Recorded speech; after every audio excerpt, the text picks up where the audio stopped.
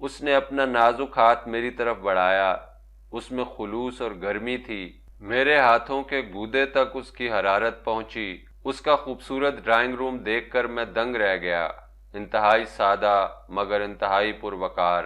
ایسا سلیقہ کم دیکھنے میں آتا ہے۔ ہمارے بیٹھتے ہی کافی آ گئی۔ کافی لانے والے ملازم نے مجھے کنکھیوں سے دیکھا۔ میں فوراً سمجھ گیا کہ ٹیلی فون اسی نے سنا تھا۔ کافی بناتے ہوئے امتل بولی، بھائی جان سے اکثر باتیں ہوتی رہیں، ہمارا خیال تھا کہ ہم نے آپ کو بہت مس کیا ہے، مگر مجھے تو آنا ہی تھا۔ امتل کہکا لگا کر ہنسی، کافی کا پیالہ دیتے ہوئے بولی، ہم سوچتے تھے یہاں کیوں آ گئے ہیں، اور اگر آ گئے تو آپ کو آفر کیوں نہ دیا۔ میں سوچ رہا تھا آپ نے مجھے چھوڑ دیا، مگر میں آپ کو نہیں چھوڑ سکتا۔ ہاں ٹھیک ہے، وہ اور زور سے ہنسی۔ ہم جیسے لوگوں کی کم از کم ایک قدر مشترک ہے کہ باپ دادا کی چھوڑی ہوئی دولت کیسے خرچ کریں۔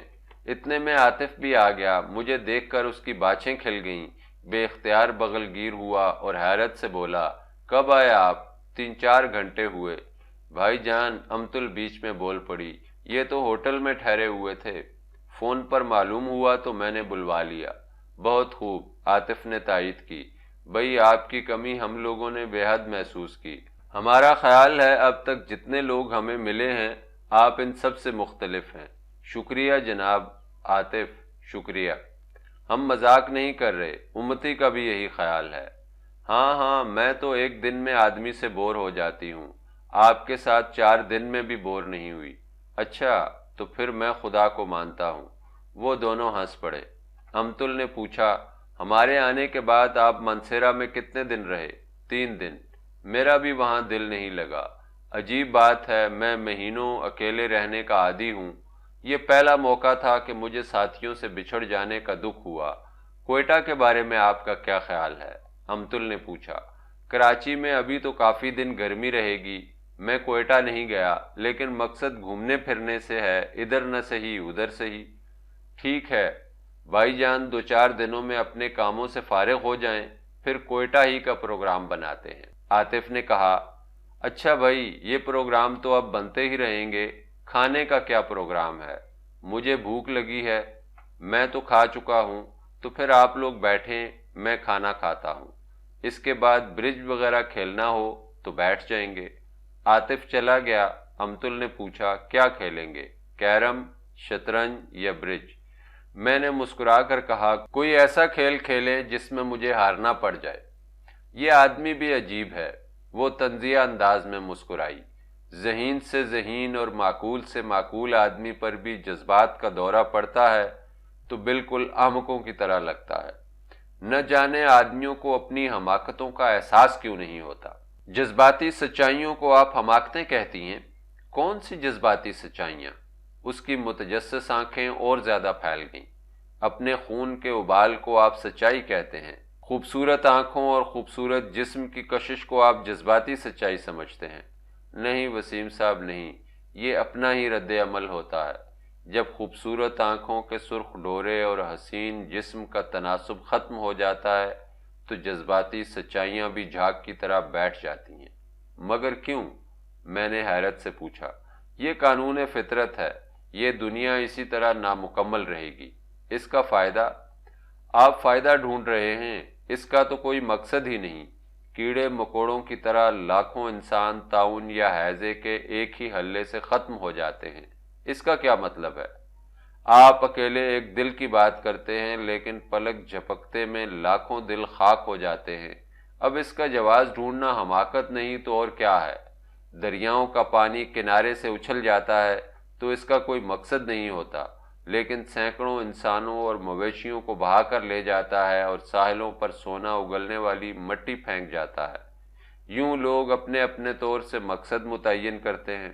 صدیوں سے ہم ایسی حماقتوں میں مبتلا ہیں۔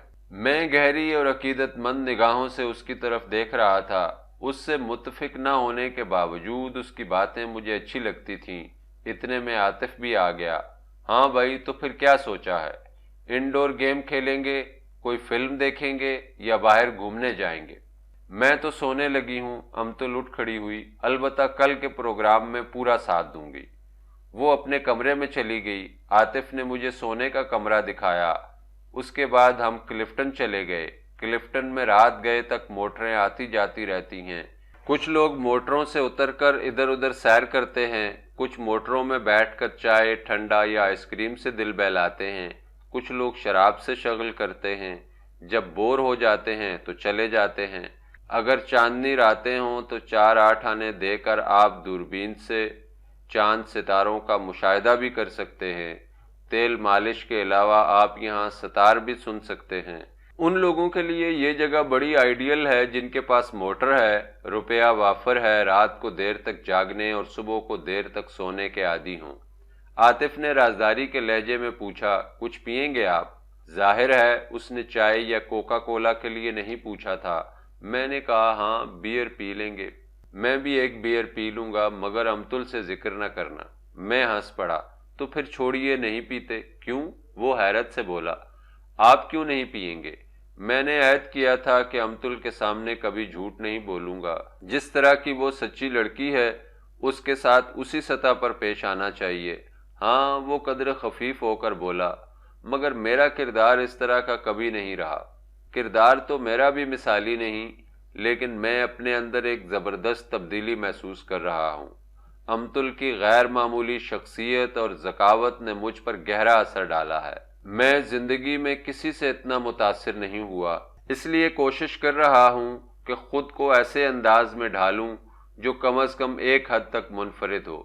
مگر یہ کیسے ہو سکتا ہے؟ اس کے لہجے میں یقین نہیں تھا۔ انسان اپنے آپ کو کس طرح بدل سکتا ہے؟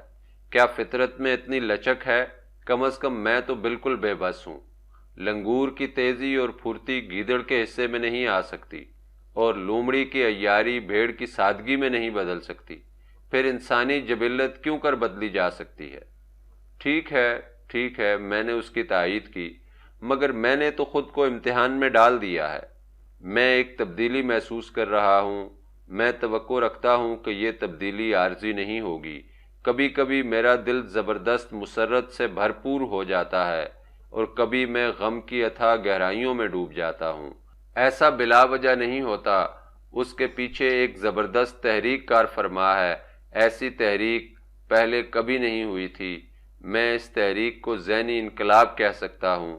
کچھ بھی کہہ دیں، میں ان دنوں ایک پیچھا کر رہا ہوں سچائی کا، اور بہت خوش ہوں۔ میں نہیں کہہ سکتا کہ آپ صحیح کہہ رہے ہیں یا غلط، مگر ہاں آپ کا ذہن صاف ہے۔ آپ واحد شخص ہیں کہ امتل کے ساتھ 2 قدم چل سکیں گے۔ میں اس اعتماد کا شکریہ ادا کرتا ہوں۔ شکریہ نہیں، یہ آپ کا احسان ہے، عاطف جذبے سے بولا۔ میں اس دن کا بےتابی سے منتظر ہوں جب امتی ایک پرمسرت زندگی کا اعادہ کرے گی۔ سب سے بڑی بات تو یہ ہے کہ وہ جیون کی لگن سے آشنا ہو۔ میں بھی یہی آرزو لے کر نکلا ہوں کہ اس نہایت ہی انمول رتن کی حفاظت کی جائے۔ اس میں فرد اور اجتماع دونوں کی بہتری ہے۔ ہم دونوں یہ کام اپنے اپنے مطلب سے کریں گے، یعنی ہمارا فرض ہے کہ اس مطلب کے لیے جئیں۔ میرا تو زندگی کا نصب العین ہی یہی ہے۔ اگرچہ میرا کردار مثالی نہیں ہے، لیکن امتی کے سلسلے میں واقعی اصول پسند ہوں۔ آپ کی وجہ سے مجھے اور زیادہ تقویت پہنچے گی۔ میں آپ کے ساتھ ہوں، میں نے جوش سے کہا۔ یہ میری خوش قسمتی ہے کہ آپ نے مجھے پہچان لیا ہے۔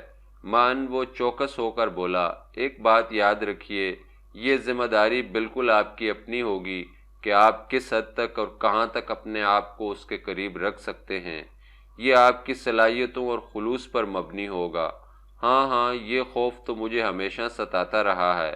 میں اس کی مزاج دانی کا دعویٰ نہیں کرتا۔ میں اینٹ کا جواب پتھر سے نہیں دینا چاہتا اور بہت نرم رویہ بھی پسند نہیں کرتا۔ ہاں، میں بین بین چلوں گا۔ مجھے امید ہے ایک دن اسے پا لوں گا۔ عاطف نے پیار سے میرا ہاتھ دبایا۔ تقریباً 1:30 بجے ہم وہاں سے لوٹے۔ صبح ناشتے سے فارغ ہو کر عاطف نے کہا، مجھے تو کچہری میں کام ہے، آپ کا کیا پروگرام ہے؟ میری جگہ امتل نے جواب دیا، آپ کے کام تو کبھی ختم ہی نہ ہوں گے بھائی جان۔ آدمی خود ختم ہو جاتا ہے مگر اس کے کام ختم نہیں ہوتے۔ امتی، میں آج واقعی فارغ نہیں ہوں۔ جب آپ میرے ساتھ کراچی سے باہر ہوتے ہیں تب آپ کے سارے کام چلتے ہیں، مگر یہاں پہنچتے ہی دنیا کے سارے بوجھ آپ اپنے سر پر رکھ لیتے ہیں۔ مجھے تو حیرت ہوتی ہے آپ اتنا بوجھ کیسے اٹھا لیتے ہیں۔ عاطف ہنس پڑا۔ آج تو میں معافی چاہتا ہوں وسیم صاحب، کل سے برابر آپ کے ساتھ رہوں گا۔ عاطف چلا گیا تو امتل میری طرف متوجہ ہوئیں۔ یہاں کلفٹن ہے، صدر ہے، بندر روڈ ہے، منوڑا ہے، ہاکس بے ہے، سوسائٹی ہے، انڈسٹریل ایریا ہے، آپ کس طرف جانا پسند کریں گے؟ میں کراچی کئی بار آ چکا تھا، خوب سیر کر چکا تھا، مگر میں کراچی کو امتل کی آنکھوں سے دیکھنا چاہتا تھا، اس لیے کہہ دیا جہاں آپ لے چلیں۔ ٹھیک ہے چلیے۔ ہم باہر آ گئے۔ آج وہ ہلکے بادامی رنگ کی قمیض اور لٹھے کی شلوار پہنے ہوئے تھی، پاؤں میں سبک سی چپل تھی۔ شلوار قمیض میں وہ زیادہ سمارٹ اور کم عمر نظر آ رہی تھی۔ فوکسی میں بیٹھ گئے تو میں نے کہا آپ کو پہلی بار شلوار قمیض میں دیکھ کر مجھے بہت خوشی ہو رہی ہے۔ امتل مسکرا کر بولی اس لباس میں میری عورت پن کی تخصیص ہو جاتی ہے اور میری ذات کا تعین ہو جاتا ہے۔ ٹھیک ہے، مجھے عورت ہونے سے کب انکار ہے، مگر اصل بات تو یہ ہے کہ ہم سوچتے کس انداز سے ہیں۔ حقیقی آدمی کپڑوں میں نہیں اپنے من میں چھپا رہتا ہے۔ آپ دیکھتے ہیں نا یہ شاندار بنگلے، ایک سے ایک بڑھ کر کوٹھیاں، میں دعوے سے کہتی ہوں کہ ناجائز آمدنی سے بنی ہیں۔ ہل چلا کر کوئی کوٹھی نہیں بنا سکتا، سبزی اگا کر بھی کوٹھی نہیں بنائی جا سکتی۔ زندگی کے جائز اور اصل ذرائع تو یہی ہے نا کہ زمین کھودی جائے اور اس سے پیٹ بھرا جائے اور تن ڈھانپا جائے۔ ملازمت اور تجارت تو مصنوعی اور غیر قدرتی ذرائع ہیں۔ یہ ذرائع رشوت اور سمگلنگ کو جنم دیتے ہیں اور اس طرح وافر روپیہ آتا ہے اور یوں عالی شان بنگلے تعمیر ہوتے ہیں۔